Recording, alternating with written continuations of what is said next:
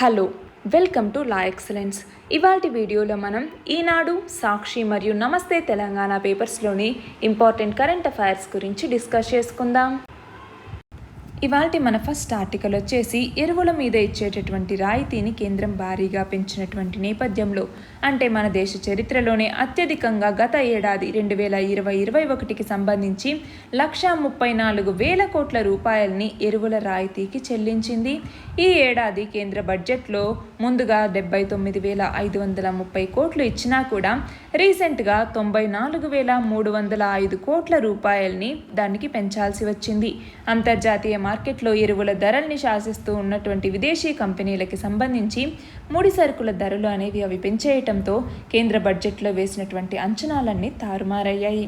మన భారతదేశంలో భూముల్లో పంటలు పండాలి అంటే పైర్లకు వేసేటటువంటి రసాయన ఎరువులు విదేశాల నుంచి రావాల్సినటువంటి పరిస్థితి అనేది నెలకొంది.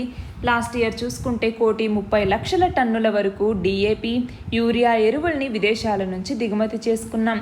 భారతదేశంలో యూరియా తర్వాత డైఅమ్మోనియం ఫాస్ఫేట్ DAP అంటాము, అలాగే పొటాష్, వీటిని రసాయన ఎరువులకి సంబంధించి పంటల సాగుకు అత్యంత కీలకంగా వాడుతూ ఉన్నారు. విదేశాల నుంచి 1 టన్ను DPAని దిగుమతి చేసుకోవాలి అంటే ఇప్పుడు 45,500 చిల్లర ఖర్చు అవుతోందన్నమాట. కానీ చిల్లర మార్కెట్లో రైతుకి టన్ను DPAని 24,000కి కంపెనీలు అమ్ముతూ ఉన్నందువల్ల మిగిలినటువంటి సొమ్మంతా కూడా కేంద్రం రాయితీగా భరించాల్సినటువంటి పరిస్థితి అనేది ఏర్పడింది. ఇప్పటి వరకు టన్నుకు 10,000 రూపాయల చొప్పున రాయితీగా ఇస్తూ మిగిలినటువంటి ధరని అంటే 24,000కి పెంచి చిల్లర ధరలు ఎగబాగకుండా కేంద్రం రైతుల్ని ఆదుకుంది. ప్రస్తుతం చిల్లర మార్కెట్కి సంబంధించి రైతు 50 కిలోల DPA బస్తాని 1,200కు కొంటూ ఉంటే మరొక 1,200 రూపాయలు కేంద్రం రాయితీగా భరిస్తోంది. దేశంలో గత ఏడాది 1,18,00,000 టన్నుల్ని DPAని రైతులు వినియోగిస్తే అందులో 60 లక్షల టన్నులు విదేశాల నుంచి దిగుమతి చేసుకున్నవే ఉన్నాయి. రసాయన ఎరువుల వినియోగం, రాయితీల భారం తగ్గాలి అంటే ఈ సమస్యలకి సంబంధించి మూలాల్లోకి వెళ్ళాలి. ప్రధానంగా వ్యవసాయ భూముల్లో ఏ పోషకాలు ఎంత ఉన్నాయి అన్నటువంటి దాన్ని మట్టి నమూనాల్ని తీసుకెళ్లి పరీక్షల్లో అంటే ప్రయోగశాలల్లో పరీక్షించి ఆ ఫలితాల్ని రైతుకి పంట సీజన్ ఆరంభానికి ముందే ఇవ్వాలి. వర్షాధార ప్రాంతాల్లో ప్రతి 25 ఎకరాల కమతంలో ఒక మట్టి నమూనా, సాగునీటి వసతి ఉన్నటువంటి ప్రాంతాలైతే ప్రతి 6.25 ఎకరాలకు ఒక మట్టి నమూనాని తీయాలి అన్నట్టుగా ప్రధాని తొలిసారి బాధ్యతలు చేపట్టిన తర్వాత నిబంధనను పెట్టారు. దీనివల్ల 2015 నుంచి 2019 మధ్య కాలంలో దాదాపు 5.27 కోట్ల మంది మట్టి నమూనాల్ని సేకరించి ప్రయోగశాలల్లో పరీక్షించి 22.78 కోట్ల ఫలితాల కార్డులను రైతులకి ఇచ్చారు. అలా రైతులకు ఇచ్చినా కూడా ఎలాంటి ఉపయోగము కూడా కనబడలేదు. ప్రతి రైతు తనకున్నటువంటి ఎకరం 2 ఎకరాల్లో ఒక్క పంట వేస్తారు. ఒక్కో పంటకి ఒక్కో రకం రసాయన ఎరువుల్ని వాడుతూ ఉన్నారు. ఇలా 25 ఎకరాలకు కలిపి తీసినటువంటి మట్టి నమూనాలో ఏ రైతు భూమిలో ఉన్నటువంటి పోషకాలు ఎలా తెలుస్తాయి? ఈ పథకం గందరగోళంగా ఉంది. ఇలా 25 లేదా 6.25 ఎకరాల భూమి విస్తీర్ణానికి ఒక మట్టి నిబంధన అనేది పెట్టకుండా ప్రతి రైతు కూడా తమకున్నటువంటి కమతం నుంచి ఒక నమూనా తీసుకొచ్చే అవకాశాన్ని కల్పించాలి అన్నట్టుగా తెలంగాణ వ్యవసాయ శాఖ 4 ఏళ్ల క్రితమే కేంద్రాన్ని కోరింది. రాయితీ భారం 1,00,000 కోట్ల రూపాయల నుంచి బాగా తగ్గించాలి అంటే కీలకమైనటువంటి ఇలాంటి మౌలిక సమస్యల లోతుల్లోకి వెళ్ళాలి. సేంద్రియ వ్యవసాయం మీద, రసాయన ఎరువుల వినియోగం తగ్గింపు మీద అవగాహనని పెంపొందించాలి. పాడిని ప్రోత్సహిస్తే రైతులకు సులభంగా సేంద్రియ ఎరువులు లభిస్తాయి. దానివల్ల రసాయన ఎరువుల వాడకం అనేది తగ్గుతుంది. భూసార పరీక్షలు సకాలంలో చేయించి ఆ ఫలితాల ఆధారంగా ఎంత పంటకి ఎంత ఎరువు అవసరమైతే అంతే రైతులకి విక్రయించే దిశగా ప్రణాళికల్ని రూపొందించాల్సినటువంటి అవసరం ఉంది అన్నటువంటిది ఈ ఆర్టికల్. ఇక్కడ క్వశ్చన్ చూడండి, 2022 నాటికి రైతుల ఆదాయాన్ని రెట్టింపు చేయటం కోసం భారత ప్రభుత్వం చేపట్టినటువంటి చర్యల్ని వివరించండి. ఏమేం చర్యలు తీసుకుంది? దీన్ని మనం 2 రకాలుగా విభజిస్తాము. ఒకటి వచ్చేసరికి టెక్నాలజికల్ రిఫార్మ్స్ ఏమేం తీసుకొచ్చింది అన్నట్టుగా, అంటే టెక్నాలజికల్ రిఫార్మ్స్ అనేసి అలాగే ఇన్స్టిట్యూషనల్ రిఫార్మ్స్ అనేసి 2 రకాలుగా వీటిని కేటగిరైజ్ చేయొచ్చు.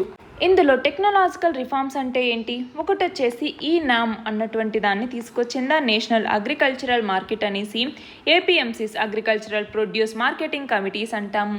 ఏపీఎంసీ మండీస్ని తయారు చేయటం ఇలాంటి వాటికి సంబంధించి. రెండవది టెక్నాలజీ మిషన్ ఆన్ కాటన్ అన్నటువంటిది. దీని కింద కాటన్ గ్రోయర్స్ యొక్క ఇన్కమ్ని పెంచాలి, కాస్ట్ ఆఫ్ కల్టివేషన్ని తగ్గించాలి అన్నటువంటి లక్ష్యంతో దీన్ని తీసుకొచ్చారు. అలాగే technology mission on oil seeds, pulses and maize అన్నటువంటి దాని కింద ఆయిల్ సీడ్స్ ప్రొడక్షన్ ప్రోగ్రామ్ అనేసి, అలాగే నేషనల్ పల్సెస్ డెవలప్మెంట్ ప్రాజెక్ట్ అనేసి ఇలాంటి వాటిని తీసుకొచ్చారు. అలాగే ఇంకా ఏం తీసుకొచ్చారు? Mission for integrated development of horticulture అన్నటువంటి స్కీమ్ని తీసుకొచ్చారు.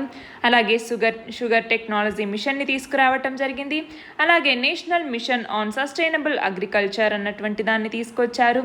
అలాగే ఇంకా ఏమేమి తీసుకొచ్చారు? హర్ మేద్ హర్ పేద్ అన్నటువంటి ట్రీ ప్లాంటేషన్ స్కీమ్ని తీసుకొచ్చారు. బీ కీపింగ్, డైరీ, ఫిషరీస్ ఇలాంటి వాటన్నింటినీ ఇంప్లిమెంట్ చేయటం జరిగింది. ఇక ఇన్స్టిట్యూషనల్ రిఫార్మ్స్కి సంబంధించి ప్రధానమంత్రి కృషి సించాయ్ యోజన అనేసి, అలాగే సాయిల్ హెల్త్ కార్డ్ స్కీమ్ని తీసుకురావటం జరిగింది. పరంపరాగత్ కృషి వికాస్ యోజన అనేసి, అలాగే ప్రధానమంత్రి ఫసల్ బీమా యోజన అనేసి, రివర్స్ ఇంటర్లింకింగ్ ప్రాజెక్ట్స్ని తీసుకురావటం, ఆపరేషన్ గ్రీన్స్ అన్నటువంటి దాన్ని చేపట్టడం. అంటే దీని కింద టీఓపీ అంటాము, అంటే టొమాటో, ఆనియన్, పొటాటో లాంటి పెరిషబుల్ కమాడిటీస్కి సంబంధించి ప్రైస్ వాలటిలిటీ ఏదైతే ఉంటుందో దాన్ని అడ్రస్ చేయటం కోసం దీన్ని తీసుకొచ్చారు. అలాగే ప్రధానమంత్రి కిసాన్ సంపద యోజన, ఇలా ఇన్స్టిట్యూషనల్ రిఫార్మ్స్ని అలాగే టెక్నాలజికల్ రిఫార్మ్స్ని కూడా తీసుకురావటం జరిగింది. అయినప్పటికీ కూడా 2022 నాటికి రైతుల ఆదాయాన్ని రెట్టింపు చేయగలరా అంటే దీనికి ఛాన్సెస్ చాలా తక్కువగా ఉన్నాయి అన్నట్టుగా చెప్పచ్చు అన్నమాట. దీనికి సంబంధించి చాలా ఛాలెంజెస్ అనేవి ఉన్నాయి. ఇరిగేషన్ ఫెసిలిటీస్ని ఎక్స్టెండ్ చేయాల్సినటువంటి అవసరం అనేది ఉంది. అగ్రికల్చర్ క్రెడిట్ని పెంచాలి, ల్యాండ్ రిఫార్మ్స్ని తీసుకురావాలి. అలైడ్ సెక్టార్స్ అంటే యానిమల్ హస్బెండరీ, డైరింగ్, ఫిషరీస్ వీటికి సంబంధించి ఏదైతే సెకండరీ సోర్స్ ఆఫ్ ఎంప్లాయ్మెంట్ అంటామో వీటికి సంబంధించి అలైడ్ సెక్టార్స్ని, అలాంటి వీటిని ఇంప్రూవ్ చేయాల్సినటువంటి అవసరం అనేది ఉంది. అలాగే ఫార్మ్ మెకనైజేషన్ని తీసుకురావాలి, ఫుడ్ ప్రాసెసింగ్ సెక్టార్లో ఇంప్రూవ్మెంట్ తీసుకురావాలి, గ్లోబల్ మార్కెట్స్కి ఎక్స్ప్లోర్ అయ్యేలాగా చర్యలు తీసుకోవాలి. అలాగే అగ్రికల్చర్ లేబర్ ఎవరైతే ఉంటారో వాళ్ళని మిగిలినటువంటి సెక్టార్స్కి రీఅలొకేట్ చేసేలాగా చర్యలు తీసుకోవాలి. ఇది మాత్రమే కాకుండా వాటర్ కన్జర్వేషన్కి సంబంధించి, ఇన్సూరెన్స్ కవరేజ్కి సంబంధించి, మార్కెట్ యాక్సెస్కి సంబంధించి, ఇన్స్టిట్యూషనల్ క్రెడిట్ ఆల్రెడీ చెప్పుకున్నాము. ఇంకా అగ్రికల్చర్, నాన్ అగ్రికల్చర్ సెక్టార్కి సంబంధించి లింకేజెస్ని ఇంప్రూవ్ చేయటం, ఇలాంటి చర్యలన్నీ చాలా తీసుకుంటే కానీ, వీటన్నింటినీ పక్కాగా అమలు చేస్తే కానీ రైతుల ఆదాయాన్ని రెట్టింపు చేయటం అనేది సాధ్యం కాదు. మన నెక్స్ట్ ఆర్టికల్ వచ్చేసి జాతీయ వన మహోత్సవాల గురించి. భూమి మీద రోజు రోజుకి తగ్గిపోతున్నటువంటి పచ్చదనానికి సంబంధించి ఇది భవిష్యత్తులో మానవ మనుగడనే ప్రశ్నార్థకం చేయొచ్చు అన్నట్టుగా చెప్తూ ఉన్నారు. ఐక్యరాజ్య సమితి కూడా కాలుష్యాన్ని తగ్గించేందుకు తక్షణ కర్తవ్యంగా మొక్కలు నాటాలి అన్నట్టుగా ప్రపంచ దేశాలకు పిలుపునిస్తూ ఉంది. అలాగే ప్రపంచ వాయు నాణ్యత నివేదిక 2020లో ఇచ్చారు. దీని ప్రకారం గాలిలో విషగాఢత అంటే ఏంటి? పార్టికులేట్ మ్యాటర్ అంటాము, పిఎం అనేసి. ఇందులో పార్టికులేట్ మ్యాటర్ అధికంగా ఉన్నటువంటి 30 నగరాలకి సంబంధించి 22 మన భారతదేశంలోనే ఉన్నాయి. ఇలాంటి పరిస్థితి నుంచి గట్టెక్కాలి అంటే శిలాజ ఇంధనాల వాడకాన్ని తగ్గించడంతో పాటు పెద్ద ఎత్తున మొక్కలు నాటాలి అన్నట్టుగా పర్యావరణ శాస్త్రజ్ఞులు చెప్తూ ఉన్నారు. మన భారతదేశంలో జూలై 1వ తేదీ నుంచి వారం రోజుల పాటు జాతీయ వన మహోత్సవం అన్నటువంటి దాన్ని జరుపుతూ ఉన్నారు. 1950వ సంవత్సరం నుంచి కూడా అప్పటి భారత వ్యవసాయ ఆహార శాఖ మంత్రి కేఎం మున్షి దీనికి స్వీకారం చుట్టడం జరిగింది. అప్పటి ప్రధాని జవహర్లాల్ నెహ్రూ, రాష్ట్రపతి బాబు రాజేంద్ర ప్రసాద్ ఇందులో పాల్గొని అట్టహాసంగా ఈ కార్యక్రమాన్ని ప్రారంభించారు. అప్పటి నుంచి కూడా 71 సంవత్సరాలుగా మన దేశంలో వన మహోత్సవ కార్యక్రమం అనేది జరుగుతూ ఉంది. అయినా కూడా ఇప్పటికీ మన దగ్గర ఆశించిన ఫలితాలు అనేవి లేవు. మన దేశంలోని నగరాలు కాలుష్యానికి నిలయాలుగా మారుతూ ఉన్నాయి. ఐక్యరాజ్య సమితి నిబంధనల మేరకి భూభాగంలో 33% అడవులు ఉండాలి. కానీ భారత్లో 21% అటవీ ప్రాంతాన్ని మాత్రమే కలిగి ఉంది. 7 దశాబ్దాల వన ఉత్సవాలు అంటే 71 సంవత్సరాలుగా జరుపుకుంటున్నటువంటి వన ఉత్సవాలు అటవీ విస్తీర్ణాన్ని ఏమాత్రం పెంచలేకపోతున్నాయి. అంతేకాకుండా అడవులకి సంబంధించి 1986వ సంవత్సరంలో పర్యావరణ పరిరక్షణ చట్టాన్ని తీసుకురావటం జరిగింది. అలాగే 1980లో అటవీ పరిరక్షణ చట్టం, 1981లో వాయు కాలుష్య నియంత్రణ చట్టం, అలాగే 1974లో జల కాలుష్య నియంత్రణ చట్టం, 1972లో వన్యప్రాణుల సంరక్షణ చట్టం, 2005వ సంవత్సరంలో జీవ వైవిధ్యం. ఇలాంటి చట్టాలు మన దేశంలో ఉన్నా కూడా వన విధ్వంసం అనేది జరుగుతూనే ఉంది. యావరేజ్గా చూసుకుంటే భారతదేశం ప్రతి సంవత్సరం 13,000 చదరపు కిలోమీటర్ల అటవీ భూమిని కోల్పోతూ ఉంది. ప్రస్తుతం మన దేశంలో సుమారు 6,49,00,000 హెక్టార్ల భూమి అటవీ ప్రాంతం కింద ఉంది అన్నట్టుగా అంచనా అన్నమాట. అయితే ఇటీవల కేంద్ర ప్రభుత్వం నూతన జాతీయ అటవీ విధానం, గ్రీన్ ఇండియా మిషన్ లాంటి పథకాల ద్వారా సామాజిక వనాల పెంపకం కార్యక్రమానికి నడుం కట్టింది. దాదాపు 46,000 కోట్ల రూపాయలతో 50,000 హెక్టార్లలో సామాజిక అడవుల్ని పెంచాలి, మరొక 50,000 హెక్టార్లలో అడవుల సాంద్రతని పెంచాలి అన్నట్టుగా ప్రణాళికల్ని సిద్ధం చేస్తూ ఉంది. అంతేకాకుండా మన దేశంలో 2015వ సంవత్సరం నుంచి 2017వ సంవత్సరం వరకు పచ్చదనం 1% మాత్రమే పెరిగింది అన్నట్టుగా 2018లో India state of forest report అన్నటువంటిది పేర్కొంది. జాతీయ స్థాయితో పోలిస్తే 2 తెలుగు రాష్ట్రాల్లో అటవీ విస్తీర్ణం మెరుగ్గానే ఉంది అన్నట్టుగా చెప్పచ్చు. ఆంధ్రప్రదేశ్లోకి వచ్చేసరికి 29%, తెలంగాణలోకి వచ్చేసరికి 28% అటవీ విస్తీర్ణం అనేది ఉంది. మన దేశంలో మొదటి స్థానంలో మిజోరాం అన్నటువంటిది ఉంది. మిజోరాంలోకి వచ్చేసరికి 85% అటవీ విస్తీర్ణం అనేది ఉంది.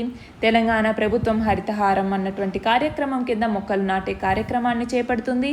ఆంధ్రప్రదేశ్ ప్రభుత్వం అయితే జగనన్న పచ్చతోరణం అన్నటువంటి పేరు మీద మొక్కలు నాటే కార్యక్రమాన్ని నిర్వహిస్తోంది.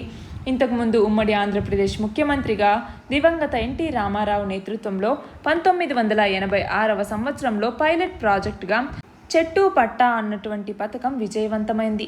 దానివల్ల లబ్ధిదారులు ఇప్పటికీ కూడా ఫలసాయం మరియు ఉపాధిని పొందుతూ ఉన్నారు. అలా అంటే మనం ఏదైతే ప్రభుత్వాలు ప్రజల్లో చైతన్యం తీసుకొస్తూ ఉన్నాయో అలాంటి దానికి సంబంధించి విద్యార్థి దశ నుంచే ప్రతి ఒక్కళ్ళు కూడా చెట్ల మీద మొక్కల మీద అవగాహన అనేది పెంచుకోవాలి. మొక్కలు నాటడం, పరిరక్షించటం అందరి దినచర్యలో భాగంగా ఉండాలి. మొక్కల్ని దత్తత తీసుకునేటటువంటి సంస్కృతిని విస్తరించాలి. అలాగే మొక్కలు నాటేటటువంటి దిశగా ప్రభుత్వం రూపొందించే పథకాలు ప్రజల్లో స్ఫూర్తిని రగిలించేలాగా ఉండాలి. అప్పుడే మన భారతదేశం అన్నటువంటిది పచ్చదనంతో కలకలలాడుతుంది అన్నట్టుగా ఇక్కడ చెప్తున్నారు. క్వశ్చన్ చూడండి, భారత్లో ప్రతి సంవత్సరం జాతీయ వన మహోత్సవాన్ని ఎప్పుడు నిర్వహిస్తారు? జూలై మొదటి వారం ఈ జాతీయ వన మహోత్సవం అన్నటువంటి దాన్ని జరుపుతున్నారు. మన నెక్స్ట్ ఆర్టికల్ వచ్చేసి నల్లధనం యొక్క నిర్మూలనకి సంబంధించి పెద్ద నోట్ల రద్దు అనేసి డిజిటల్ లావాదేవీలు వీటి ద్వారా నల్లధనానికి మనం స్టాప్ చేయొచ్చు దీన్ని అన్నట్టుగా కేంద్ర ప్రభుత్వం ప్రకటించడం జరిగింది. కానీ ఆచరణలోకి వచ్చేసరికి ఇది జరగటం లేదు. ప్రజలందరికీ కూడా బ్యాంకు ఖాతాలు అందకుండా, నగదు చలామణి అనేది తగ్గకుండా, డిజిటల్ లావాదేవీలు పెరగకుండా నల్లధనాన్ని నిర్మూలించటం అనేది సాధ్యమయ్యే పని కాదు. 2011లో మన దేశ జనాభాలో వయోజనుల్లో 35% మందికి బ్యాంకు ఖాతాల్ని కలిగి ఉంటే 2014కు వచ్చేసరికి ఈ సంఖ్య 53%కి చేరింది. 2017వ సంవత్సరానికి వచ్చేసరికి 80%కి పెరిగింది. అయినా కూడా ఇప్పటికీ బ్యాంకు ఖాతాలు లేనటువంటి దాదాపు 19 కోట్ల వయోజనులు మన దేశంలో ఉన్నారు. 2017-18తో పోలిస్తే 2019-20 నాటికి డిజిటల్ లావాదేవీలు అనేవి పెరిగాయి.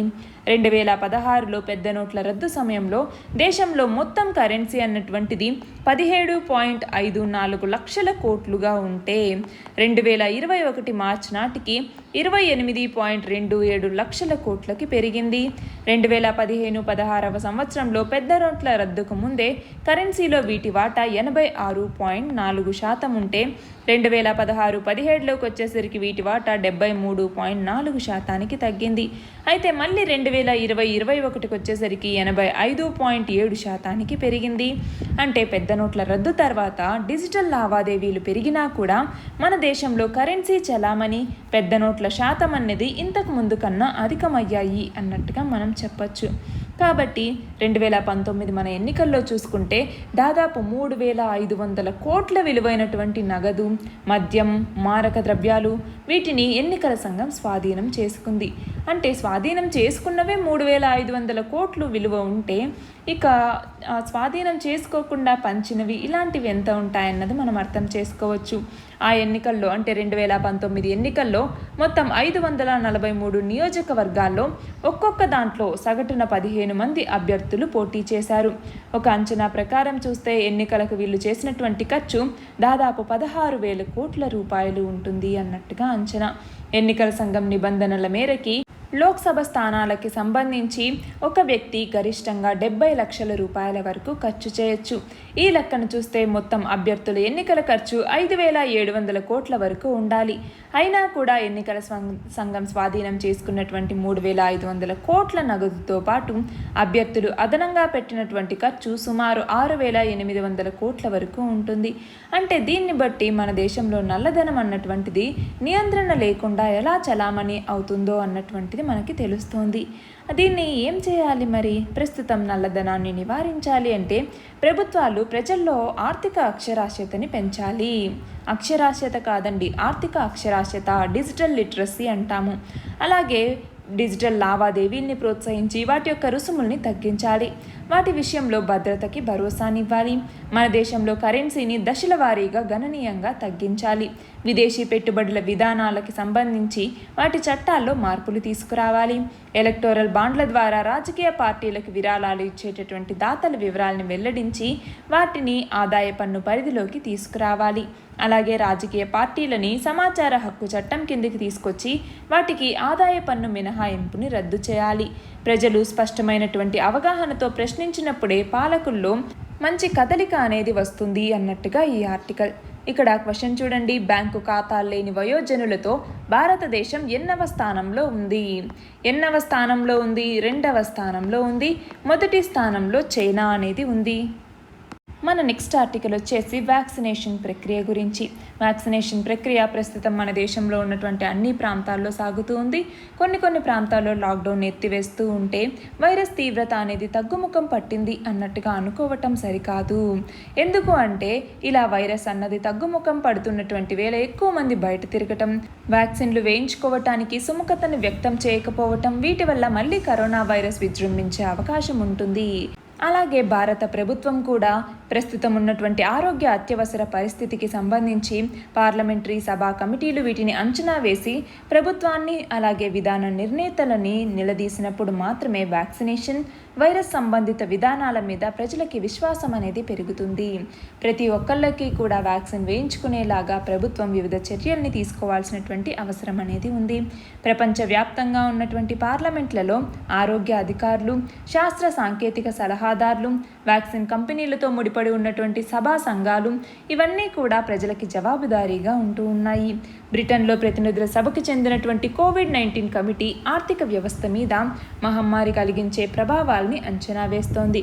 ఇక అమెరికాలో అయితే కరోనా వైరస్ సంక్షోభం మీద నియమించినటువంటి సెలెక్ట్ కమిటీ పూర్వ అధ్యక్షుడు డొనాల్డ్ ట్రంప్ ప్రతిపాదించినటువంటి ఆపరేషన్ ర్యాప్ స్పీడ్ పథకంలోని వైఫల్యాల మీద దర్యాప్తు చేస్తోంది. పైగా ఉపశమనం కోసం కేటాయింపులకి ఏదైతే నిధుల్ని ఇచ్చారో అందులో జరిగినటువంటి మోసం, దుర్వినియోగం వీటి మీద ప్రజల నుంచి అభిప్రాయాల్ని సేకరిస్తోంది. ఇక యూరోపియన్ యూనియన్ పార్లమెంట్కి సంబంధించినటువంటి పర్యావరణ సభ్యులు, ప్రజారోగ్యం, ఆహార భద్రతా కమిటీ యూరప్ ఖండంలో వ్యాక్సిన్ సమస్యల్ని అధ్యయనం చేస్తోంది. అయితే భారతదేశంలో పార్లమెంటరీ ప్యానెళ్లు నకిలీ వార్తల ప్రచారం లాంటి అంశాలకి సంబంధించి సోషల్ మీడియా కంపెనీల్ని మనం ప్రశ్నించవచ్చు. అలాగే పౌరుల ప్రాణాలని ప్రభావితం చేస్తున్నటువంటి ఆరోగ్య అత్యవసర పరిస్థితిని సమర్థంగా అంచనా వేయచ్చు. ఇలాంటి వాటికి సంబంధించి ప్రభుత్వానికి అలాగే విధాన నిర్ణేతలకి తమ చర్యల్ని నేరుగా జవాబుదారీని చేసి మనం నిలదీసే కనుక అధికారం కనుక ఉండుంటే, అంటే అలా చేస్తే మాత్రమే వ్యాక్సినేషన్, వైరస్ సంబంధిత విధానాల మీద ప్రజలకి విశ్వాసం అనేది పెరుగుతుంది అన్నట్టుగా ఇక్కడ ఆర్టికల్ అన్నమాట. ఇక్కడ క్వశ్చన్ చూడండి, మన దేశంలో వ్యాక్సినేషన్ ప్రక్రియ ఎప్పటి నుంచి మొదలైంది? ఎప్పటి నుంచి? జనవరి 16వ తేదీ నుంచి మన దేశంలో వ్యాక్సినేషన్ ప్రక్రియ అనేది మొదలైంది. మన నెక్స్ట్ ఆర్టికల్ వచ్చేసి ప్రపంచవ్యాప్తంగా కరోనా వైరస్ మీద విజయం సాధించాలి అంటే ఈ ఏడాది సెప్టెంబర్ నాటికి ప్రతి దేశం కూడా కనీసం 10% జనాభాకి టీకాని పంపిణీ చేయాలి అన్నట్టుగా ప్రపంచ ఆరోగ్య సంస్థ చెప్పటం జరిగింది. ఈ ఏడాది చివరికి 40% మందికి, వచ్చే ఏడాది సగానికి 70% జనాభాకి టీకా అందించాలి అన్నట్టుగా సూచించటం జరిగింది. ఈ కోవిడ్ మహమ్మారిని అంతం చేసి ప్రపంచ ఆర్థిక రంగాన్ని మళ్ళీ ముందుకు తీసుకెళ్లాలి అంటే ఇదొక్కటే మార్గం అన్నట్టుగా చెప్పటం జరిగింది. వ్యాక్సినేషన్ ప్రక్రియలో అసమానతల వల్లే మహమ్మారి అనేది వ్యాప్తి చెందుతోంది. చాలా దేశాల్లో కనీసం ఆరోగ్య కార్యకర్తలు, వృద్ధులకు కూడా టీకా పంపిణీ అనేది జరగలేదు. ఈ తరహా పరిస్థితి ఇతర దేశాలకు కూడా ప్రమాదకరమే అన్నట్టుగా చెప్పటం జరిగింది. అలాగే భారత ఔషధ సంస్థ అయినటువంటి జైడస్ క్యాడిలా తమ యొక్క 3 డోసుల జైకోవ్-డి టీకా ఏదైతే ఉందో దీనికి సంబంధించి అత్యవసర వినియోగ అనుమతుల కోసం భారత ఔషధ నియంత్రణ మండలి లేదా DCGIకి దరఖాస్తు చేసుకుంది. భారత్లో 50 కేంద్రాల్లో క్లినికల్ పరీక్షలు అనేవి జరిపాము. మన దేశంలో 12 నుంచి 18 ఏళ్ల వయసు వాళ్ళ మీద కూడా ప్రయోగాలు జరిపినటువంటి తొలి కోవిడ్ టీకా ఇదే అన్నట్టుగా DCGIకి వివరించింది. సుమారు 1000 మంది వాలంటీర్లు ఇందులో పాల్గొన్నారు. ఈ పరీక్షల్లో టీకా అన్నటువంటిది సురక్షితంగా, సమర్థంగా పనిచేస్తున్నట్టు తేలింది అన్నట్టుగా పేర్కొంది. దీని యొక్క సామర్థ్యం 66.6% అన్నట్టుగా ప్రాథమికంగా రుజువైంది అని చెప్పటం జరిగిందనమాట. అంతేకాకుండా మానవుల వినియోగానికి రూపొందించినటువంటి తొలి ప్లాస్మిడ్ DNA టీకా ఇది. దీనికి అనుమతులు లభిస్తే పెద్దలతో పాటు 12 నుంచి 18 ఏళ్ల వాళ్ళకి కూడా రక్షణ కలుగుతుంది అన్నట్టుగా ఈ సంస్థ పేర్కొంది. ఇక్కడ క్వశ్చన్ చూడండి, జైకోవ్-డి టీకాని ఉత్పత్తి చేసినటువంటి సంస్థ ఏది? ఏ సంస్థ? జైడస్ క్యాడిలా అన్నటువంటి సంస్థ. జైడస్ క్యాడిలా అన్నటువంటి సంస్థ జైకోవ్-డి అన్నటువంటి టీకాని ఉత్పత్తి చేసింది. దేంతో? ప్లాస్మిడ్ DNA టీకా అన్నమాట ఈ జైకోవ్-డి అన్నటువంటిది. మన నెక్స్ట్ ఆర్టికల్ వచ్చేసి సభ్యుల అనర్హత గురించి, అంటే పార్లమెంట్ సభ్యుల యొక్క అనర్హత గురించి. మెంబర్ ఆఫ్ పార్లమెంట్ అంటాము. ఈ సభ్యుల అనర్హతకి సంబంధించి స్పీకర్ సకాలంలో నిర్ణయం తీసుకునేలాగా చట్టాన్ని సవరించే అధికారం అనేది పార్లమెంట్కే ఉంటుంది అన్నట్టుగా సుప్రీంకోర్టు చెప్పటం జరిగింది. అంటే ఈ చట్టంలో నిర్ణీత కాల పరిమితి అనేది విధించకపోవటంతో పార్టీ ఫిరాయించేటటువంటి సభ్యులకి సంబంధించి అనర్హత వేటు వేయకుండా స్పీకర్లు జాప్యం చేస్తున్నారు అన్నట్టుగా పిటిషన్ వేయటం జరిగింది. దానికి సంబంధించి సుప్రీంకోర్టు ఈ వ్యాఖ్యల్ని చేసింది. దీనికి సంబంధించి చట్టాలు తీసుకొచ్చేటటువంటి అధికారం అనేది మాకు లేదు, అది పార్లమెంట్కి సంబంధించినటువంటి వ్యవహారం అన్నట్టుగా చెప్పటం జరిగింది. ఇక్కడ క్వశ్చన్ చూడండి, యాంటీ డిఫెక్షన్ లా గురించి తెలిపేటటువంటి షెడ్యూల్ ఏది? అంటే మన రాజ్యాంగంలో ఉన్నటువంటి ఏ షెడ్యూల్ యాంటీ డిఫెక్షన్ లా గురించి తెలుపుతుంది? షెడ్యూల్ 10 అన్నటువంటిది. మన నెక్స్ట్ ఆర్టికల్ వచ్చేసి జూన్కి సంబంధించి తయారీ రంగ వ్యాపార కార్యకలాపాల సూచి లేదా పర్చేసింగ్ మేనేజర్స్ ఇండెక్స్ PMI అంటాము. ఈ PMI 48.1 పాయింట్లుగా నమోదైంది. మేలోకి వచ్చేసరికి 50.8, ఏప్రిల్లో 55.5 పాయింట్లుగా నమోదైనటువంటిది ఈ ఏడాది జూన్లోకి వచ్చేసరికి 48.1 పాయింట్లుగా నమోదైంది. అంటే 11 నెలల తర్వాత క్షీణత అనేది భారత తయారీ రంగం నమోదు చేసుకుంది అన్నట్టుగా ఇక్కడ చెప్తూ ఉన్నారు. 2020 జూలై నుంచి తొలిసారిగా 50 పాయింట్ల దిగువన ఈ సూచి అనేది నిలిచింది. భారత్లో కోవిడ్-19 మహమ్మారి ప్రభావం తయారీ ఉత్పాదకత మీద తీవ్ర ప్రభావం చూపించింది అన్నట్టుగా ఇక్కడ చెప్తూ ఉన్నారు. క్వశ్చన్ చూడండి, తయారీ రంగ వ్యాపార కార్యకలాపాల సూచి లేదా PMI అంటాము. పర్చేసింగ్ మేనేజర్స్ ఇండెక్స్ అన్నటువంటిది. ఈ సూచీని ఎవరు విడుదల చేస్తారు? దీనికి సంబంధించి ISM అంటే ఇన్స్టిట్యూట్ ఫర్ సప్లై మేనేజ్మెంట్ అంటాము. ISM అలాగే SIPMM అలాగే మార్కెట్ గ్రూప్, ఇవి 3 కూడా సపరేట్గా మంత్లీ బేసిస్లో ఈ PMI పర్చేసింగ్ మేనేజర్స్ ఇండెక్స్ అన్నటువంటి దాన్ని సపరేట్గా కంపైల్ చేయటం జరుగుతుంది. మన నెక్స్ట్ ఆర్టికల్ వచ్చేసి ఆంధ్రప్రదేశ్కి సంబంధించి ఈ ఏడాది ఆంధ్రప్రదేశ్ యొక్క రుణ పరిమితిని 27,668 కోట్ల రూపాయలకే పరిమితం చేస్తూ కేంద్ర ప్రభుత్వం అన్నటువంటిది ఉత్తర్వులను పంపింది. ఒకవైపు రుణ పరిమితిని పెంచాలి అన్నట్టుగా ఏపీ రాష్ట్ర ఆర్థిక శాఖ అధికారులు కేంద్రాన్ని కోరుతూ ఉంటే రాష్ట్రం యొక్క స్థూల జాతీయోత్పత్తి ప్రకారం 2021-22 ఆర్థిక సంవత్సరం మొత్తానికి కూడా 42,472 2 కోట్ల రూపాయల బహిరంగ మార్కెట్ రుణం దీన్ని ముందుగా లెక్కించటం జరిగింది. అయితే ఇందులో కేంద్ర ఆర్థిక శాఖ అధికారులు ఈ ఆర్థిక సంవత్సరంలో బహిరంగ మార్కెట్ రుణ పరిమితిని 27,668 కోట్ల రూపాయలుగా నిర్ధారించి ఆ విషయాన్ని ఏపీ రాష్ట్ర ఆర్థిక శాఖ ముఖ్య కార్యదర్శికి తెలియజేస్తూ ఒక లేఖని పంపించటం జరిగింది. అయితే గత కొన్నేళ్లుగా తీసుకున్నటువంటి రుణాల మీద సమగ్ర నివేదికని పంపించాలి అన్నట్టుగా ఈ ఏడాది మార్చిలోనే ఏపీ రాష్ట్ర ప్రభుత్వాన్ని కేంద్రం కోరింది. అయితే దీని తర్వాత ఈ వివరాలన్నీ సమర్పించిన తర్వాతే పరిమితి ఎంత ఉందో చెప్తాము అన్నట్టుగా స్పష్టం చేయటం జరిగింది. ఆ లెక్కలన్నీ పరిశీలించిన తర్వాత రుణ పరిమితిలో కోతను పెట్టడం జరిగింది. ప్రస్తుత ఆర్థిక సంవత్సరంలో కేవలం 27,668 కోట్ల రూపాయలకే రుణాన్ని పరిమితం చేసింది. పెట్టుబడి వ్యయం కోసం ఈ మొత్తాన్ని ఖర్చు చేసిన తర్వాత మరొక 0.5% మేర రుణ పరిమితిని పెంచుతాము అన్నట్టుగా షరతుని విధించింది. ఇక్కడ క్వశ్చన్ చూడండి. 2021-22 ఆర్థిక సంవత్సరంలో ఆంధ్రప్రదేశ్ బహిరంగ రుణ పరిమితిని కేంద్ర ప్రభుత్వం ఎన్ని కోట్లుగా నిర్ణయించింది? 27,668 కోట్ల రూపాయలుగా నిర్ణయించింది. మన నెక్స్ట్ ఆర్టికల్ వచ్చేసి ప్రాచీన తెలుగు విశిష్ట అధ్యయన కేంద్రానికి సంబంధించి. దీనికి స్వయం ప్రతిపత్తి అంటే ఆటోనమస్ అంటాం కదా, ఇది లభించటంలో జాప్యం అనేది నెలకొంటోంది. తమిళనాడు అధ్యయన కేంద్రం అన్నది స్వయం ప్రతిపత్తి ఉంది కాబట్టి అందులో దానికి సంబంధించి పరిశోధనలతో ముందుకు వెళ్తూ ఉండగా తెలుగు కేంద్రానికి కనీసం సొంత భవనాలు కూడా లేనటువంటి దుస్థితి అనేది నెలకొంది. తెలుగుని ప్రాచీన విశిష్ట భాషగా 2008వ సంవత్సరంలో గుర్తిస్తున్నట్టుగా పార్లమెంట్లో కేంద్రం ప్రకటించడం జరిగింది. అయితే 2011లో తెలుగు భాష విశిష్ట అధ్యయన కేంద్రం ఏర్పాటుకు ఉత్తర్వులను ఇవ్వటం జరిగింది. న్యాయస్థానంలో కేసులు లాంటి కారణాలతో 2018వ సంవత్సరంలో మైసూర్లో ఉన్నటువంటి భారతీయ భాషా సంస్థ ఏదైతే ఉందో ఇందులోనే ప్రాచీన తెలుగు విశిష్ట అధ్యయన కార్యాలయాన్ని ఏర్పాటు చేశారు. అయితే తెలుగు రాష్ట్రంలోనే ఇది ఉండాలి అన్నటువంటి ఉద్దేశంతో 2019వ సంవత్సరం నవంబర్లో కేంద్ర ప్రభుత్వ అనుమతితో ఈ ప్రాచీన తెలుగు విశిష్ట అధ్యయన కేంద్రాన్ని నెల్లూరు జిల్లాకి తీసుకురావటం జరిగింది. భవనాలు లేకపోవటంతో వెంకటాచలంలో ఉన్నటువంటి స్వర్ణ భారతి ట్రస్ట్ ఉచితంగా ఇచ్చినటువంటి భవనాల్లో కేంద్రాన్ని ఏర్పాటు చేశారు. అప్పటి నుంచి కూడా ఇది ఇక్కడే కొనసాగుతోంది. అయితే దీనికి సంబంధించి నిధుల మంజూరుకి అరకొరగానే డబ్బులు అనేవి ఇస్తూ ఉన్నారు.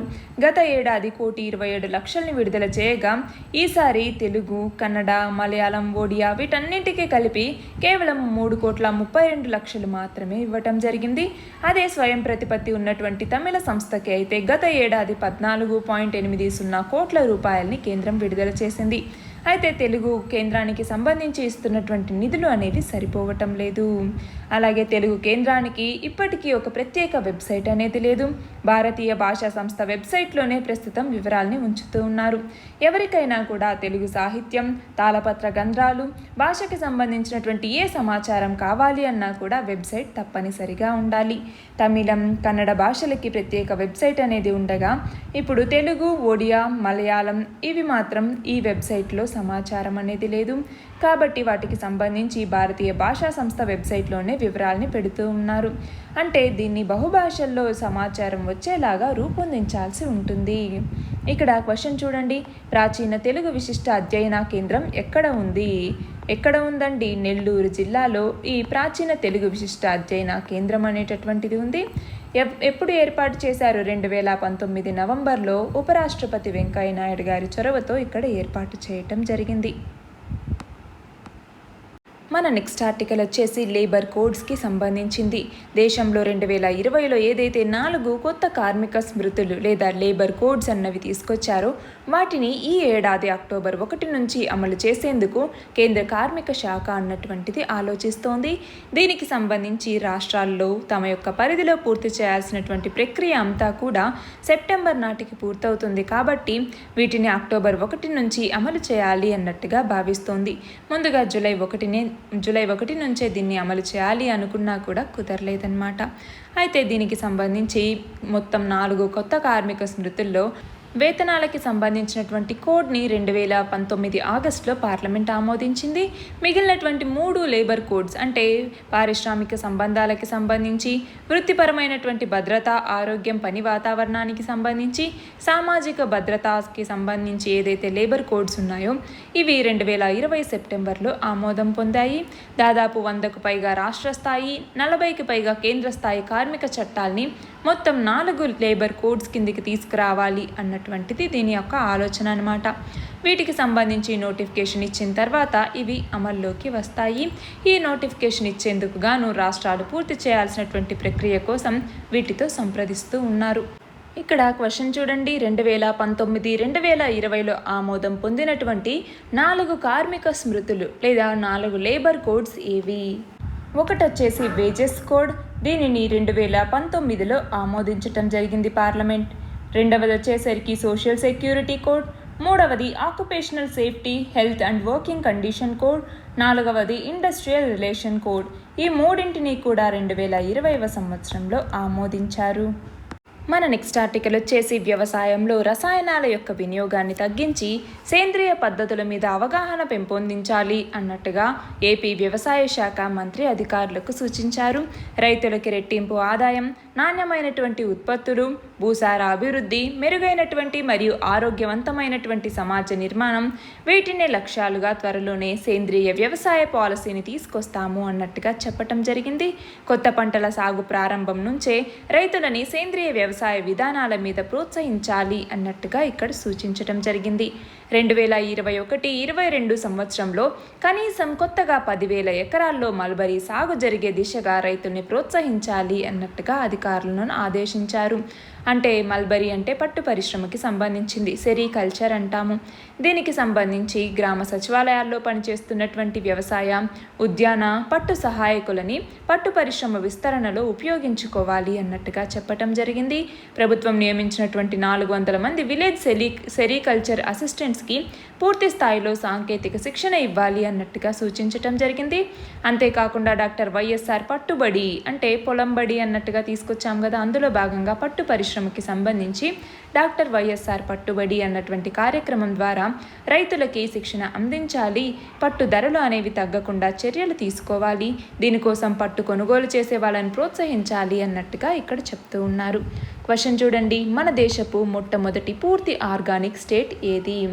ఏ రాష్ట్రం? సిక్కిం అన్నటువంటి రాష్ట్రం. ఎప్పుడు?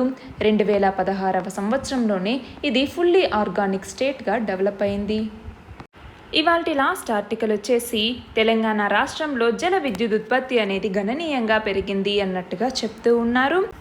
జూలై 1వ తేదీనే అత్యధికంగా 34.17 మిలియన్ యూనిట్ల జల విద్యుత్ ఉత్పత్తి అనేది జరిగింది.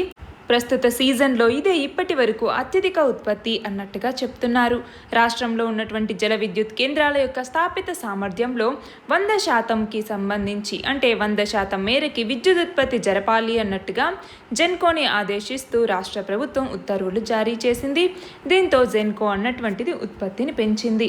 ఏపీ ప్రభుత్వం అభ్యంతరాలు, కృష్ణా బోర్డు సూచనలు వీటన్నింటినీ పట్టించుకోకుండా తెలంగాణ ప్రభుత్వం శ్రీశైలం ఎడమగట్టు జల విద్యుత్ ఉత్పత్తి కేంద్రంలో ఉత్పత్తిని గణనీయంగా పెంచింది. శ్రీశైలం ఎడమగట్టుతో పాటు నాగార్జున సాగర్ జల విద్యుత్ కేంద్రంలో కూడా ఈ విద్యుత్ ఉత్పత్తిని పెంచింది. కాళేశ్వరం ఎత్తిపోతల పథకం ద్వారా నీటిని ఎత్తిపోసేందుకు ప్రస్తుతం రోజుకి 3,000 మెగావాట్ల విద్యుత్ అనేది అవసరం ఉండటంతో ఈ అవసరాలని తీర్చేందుకు జల విద్యుత్ ఉత్పత్తిని పెంచాము అన్నట్టుగా జెన్కో అధికారులు చెప్తూ ఉన్నారు. అయితే తెలంగాణ రాష్ట్రంలోని మొత్తం 11 జల విద్యుత్ ఉత్పత్తి కేంద్రాల ద్వారా 2020-21 ఆర్థిక సంవత్సరంలో 2,000 MUల విద్యుత్ ఉత్పత్తి చేయాలి అన్నట్టుగా జెన్కో లక్ష్యంగా పెట్టుకుంది. ఎగువ ప్రాంతాల నుంచి కృష్ణా, గోదావరి బేసిన్లో ఉన్నటువంటి జలాశయాలకు వచ్చే వరద ప్రవాహం మీద ఆయా జల విద్యుత్ ఉత్పత్తి అనేది ఆధారపడుతుంది.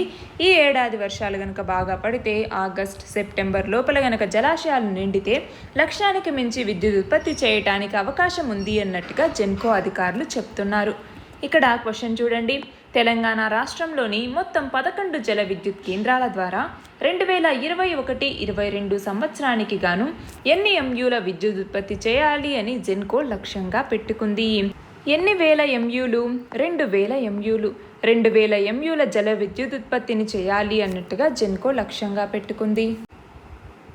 నిన్నటి క్వశ్చన్ వచ్చేసి ఎన్ఫోర్సింగ్ కాంట్రాక్ట్స్ పోర్టల్ని ప్రారంభించింది ఎవరు? Department of justice. ఇవాల్టి క్వశ్చన్ వచ్చేసి బోర్నాడి వన్యప్రాణుల అభయారణ్యం ఎక్కడ ఉంది? దీని ఆన్సర్ కమెంట్ సెక్షన్లో ఇవ్వండి. కరెక్ట్ ఆన్సర్ రేపటి వీడియోలో చూద్దాం. All the very best and thank you very much.